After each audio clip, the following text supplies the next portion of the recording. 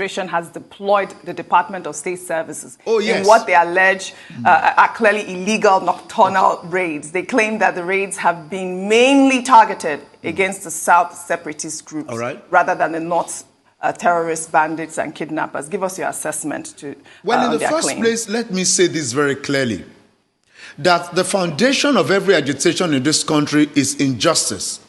The foundation, listen very clearly and put this in your scrapbook, I beg you.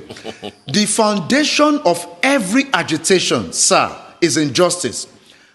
As I'm here, if I do a disservice to the woman I call my wife, she will protest and the house may be unlivable. If I'm unfair to any of my children and one observes, I don't think I'm going to enjoy their patronage as their father. The same thing with this country. Let us look at what the president said. The president of the country has attended 2 United Nations General Assembly. And let me put it in perspective. The one that was viral in 2015 was the fact that he was talking about the self-determination for the people of where? Of Palestine. 1. The second one that has not gone viral was the case he has made, also on record, for the Rohingya Muslims that have been wrongly treated by the people of Burma, known as Myanmar. That is the second one that has not gone viral.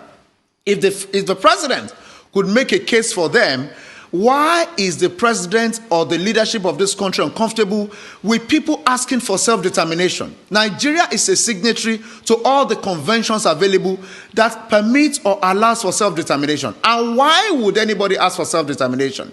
It is simply because the person feels, I am not being treated fairly in this marriage that has become very uncomfortable. That is one part of this conversation. Moving forward at the same time, when you are talking about the security operatives, do not forget that one of the most interesting parts of the role they played was to have gone to Kano to arrest somebody that said the president was going to take another wife. That is my own Department of State Service. Arresting people or arresting somebody who said the president wants to take another wife. In the first place, the president's religion allows him to take 4 wives. And if a man says the president was going to get married, I think that you could leave the police that also attend to civil issues to go and arrest him. The DSS should not be seen in such cases. Thirdly, there was something that happened when they paraded certain things they said they saw in Igboho's home. They saw the paraphernalia of his traditional religious worship. The last time I checked this constitution that I have issues with, freedom of conscience and religion is one. And you cannot circumscribe a man who has decided to be a traditional religious worshipper and protect himself as such by displaying the charms you found in his house. In the first place, the amulet, the charms, are the paraphernalia of his religion. Have you arrested somebody with rosary? Have you arrested somebody with tesbih? Why are you displaying all of those things? That is not part of what you should display. Then at the same time, the DSS came to his house. We have actually gone to places where I've sat with my lawyer friends that the way the DSS entered Igboho's house, was it proper? They said no. Was there an arrest warrant? Was there a search warrant? And don't forget that part of the issues described by the governor was that you cannot send people into a state when the chief executive is not aware. They went to Igboho's home. Governor Seyi Makinde was not aware of people coming to do such job. That is also a disrespect to the first citizen of the state, a disregard. Then let me also say this. When Afara Aku, the place of Nnamdi Kanu, was actually besieged by the military, do not also forget that the governor of that state was not aware of it. Let us walk within the confines of the law that we have sworn to uphold. These things are the reasons the governors of the South are saying certain things should not happen. And let me say this very clearly.